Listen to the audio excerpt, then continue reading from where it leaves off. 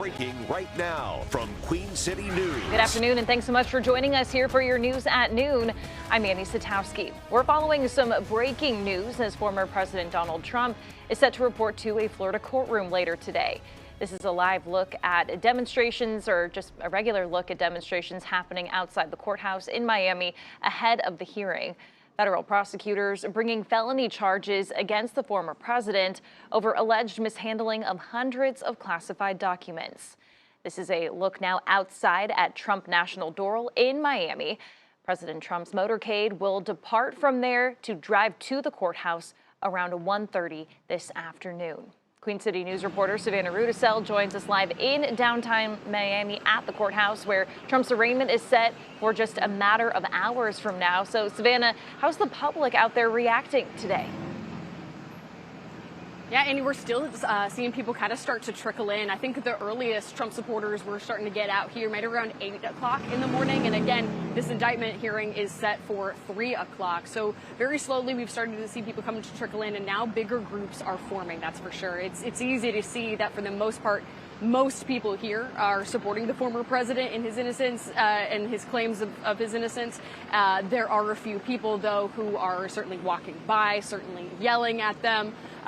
You can see a little bit more of the tension starting to build up here just a little bit, especially the closer we get towards that time of the hearing.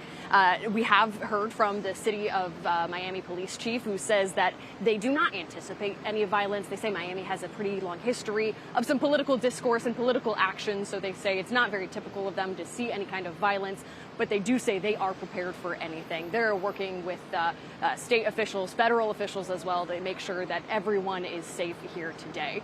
We were talking with some of the supporters yesterday as they were waiting for President Trump to arrive at his hotel in Doral, and some of them were saying that the supporters really believe that the former president has been indicted unfairly, saying that he's continuously a target of these kind of investigations. Meanwhile, some of the protesters who were out there were telling me that they just think there is too much evidence of criminal behavior to overlook it.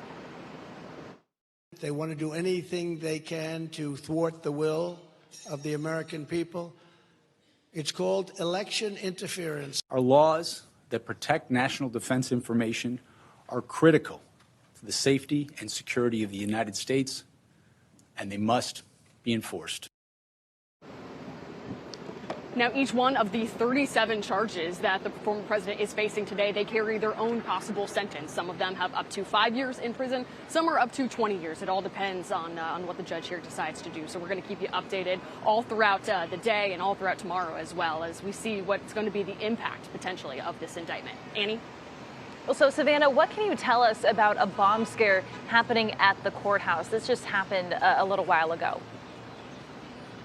Yeah, it cleared up just about 15 minutes ago or so. So what we had heard is that from the one of the entrances of the building, kind of the front entrance, it's around the corner from where we're at now, Miami police had asked everyone to clear out. And if you've seen any of these images here, you can see that there is a lot of members of the media here. Journalists from all over the world are set up, just cramped in tight spaces, like shoulder to shoulder, to be able to accurately cover this hearing. All of them were asked to leave, just step out to the side. It was about a 2-block radius that they had it cleared out for about 20 minutes or so. But then the Homeland Security team and then all of the bomb squad investigators, they determined that suspicious package, it was actually a television. So there was no threat as of right now. And then everyone is back to normal, back in their spots, ready to go. But we know that the Homeland Security team is still here on site in downtown Miami.